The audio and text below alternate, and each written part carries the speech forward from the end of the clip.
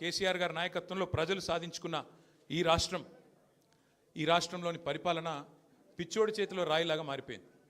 పరిపాలన మీద దృష్టి లేదు, పరిపాలన చేత కాదు, ప్రజలకిచ్చిన హామీలు నెరవేర్చే సత్తా లేదు. అసమర్థుడి జీవనయాత్రలాగా ఈ 2 ఏళ్ళు ఏదో నెట్టుకుంటూ టైంపాస్ చేసుకుంటూ వచ్చినారు. ఒక్కొక్క రోజు ఒక్కొక్క డ్రామా.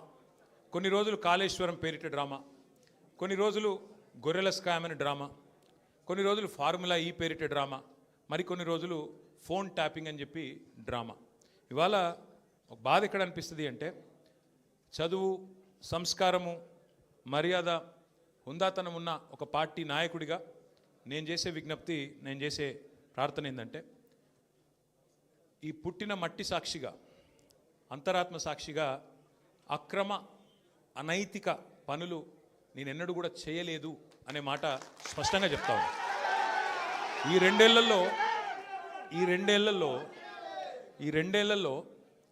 తీవ్రంగా, ఈ 2 ఏళ్లే కాదు, దాదాపు గత 7-8 ఏళ్ళుగా తీవ్రమైన క్యారెక్టర్ అసాసినేషన్ ఎఫర్ట్ నా మీద, వ్యక్తిత్వ హననం. అంటే ఒక కుక్కను చంపే ముందు పిచ్చి కుక్కను ముద్రేయాలని ప్రయత్నం చేస్తారు కదా, నేనేదో డ్రగ్స్ తీసుకుంటానని, నాకేదో హీరోయిన్లతో సంబంధాలు ఉన్నాయని, లేని దిక్కుమాలిన వార్తలు రాసి నన్ను క్షోభకు గురి చేయడమే కాకుండా నా కుటుంబ సభ్యుల్ని, నా పిల్లల్ని, నా వాళ్ళు అనుకునే వాళ్ళందరినీ విపరీతమైన క్షోభకు గురి చేశారు. అయినా కూడా ఎన్నడూ బాధపడలేదు, బయటకు వచ్చి వేరే వాళ్ళలాగా దొంగ ఏడుపులు ఏడవలేదు. నేను నిబద్ధతతో పనిచేసిన నాయకుని కాబట్టి ఎవరికి భయపడకుండా 2 ఏళ్ళుగా తలవంచకుండా పోరాటం చేస్తూ ఉన్నాను. ఇవాళ నేను ఏదో టెలిఫోన్ ట్యాపింగ్లో ఏదో విచారణ క్రమాన్ని పిలిచారు, బరాబర్ పోతాం, పోయి అడుగుతా. ఏమడుగుతా? ఏం తప్పు చేసింది మా ప్రభుత్వం అని అడుగుతా, ఎక్కడ తప్పు జరిగింది అని అడుగుతా. ఇవాళ వారు సమాధానాలు చెప్పాలి నాకు. గత 2 ఏళ్ళుగా ఈ ఫోన్ ట్యాపింగ్ పేరిట ఒక డైలీ సీరియల్ మాదిరిగా, అంతులేని కథ మాదిరిగా లీకుల రూపంలో ఏదైతే మా వ్యక్తిత్వ హననం జరుగుతుందో దానికి బాధ్యులు ఎవరు అని అడుగుతా. ఎవరో హీరోయిన్ల ఫోన్లు ట్యాప్ అయినాయని మీరే ఒక 2 నెలలు నడిపిస్తారు డ్రామా. పోలీసు వాళ్ళు, కాంగ్రెస్ పార్టీ వాళ్ళు మీరే లీకులు ఇస్తారు, మీరే రాయిస్తారు, మీరే మళ్ళీ మీదికెళ్ళి మా వ్యక్తిత్వ హననం చేసే ప్రయత్నం చేస్తారు. ఇక వీళ్ళని బెదిరించిందట, వాళ్ళని బెదిరించిందట అని మీరే రాపిస్తారు 2 నెలలు. మళ్ళీ 3వ నెలలో మీరే రాపిస్తారు.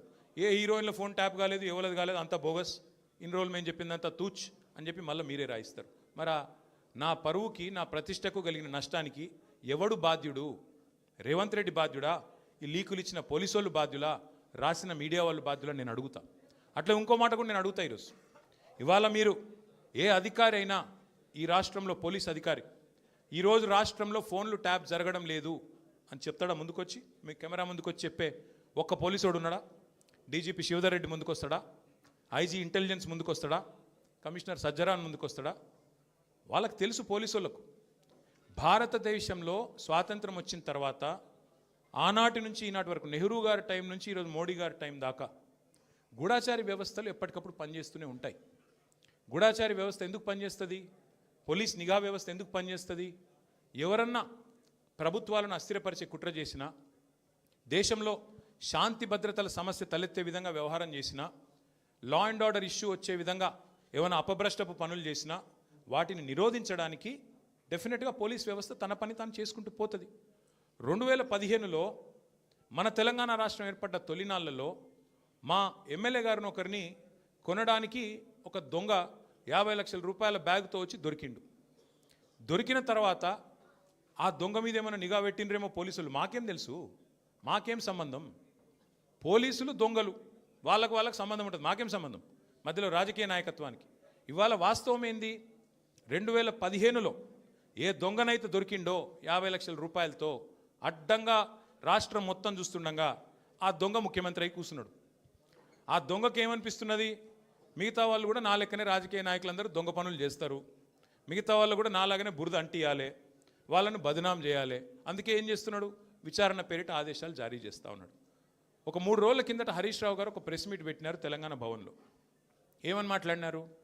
సింగరేణి కాలరీస్ ఏదైతే ఉన్నదో అక్కడ 1000 కోట్ల బొగ్గు కుంభకోణం జరిగింది. దానిలో ప్రధాన ముద్దాయి రేవంత్ రెడ్డి గారి బావమరిది సృజన్ రెడ్డి.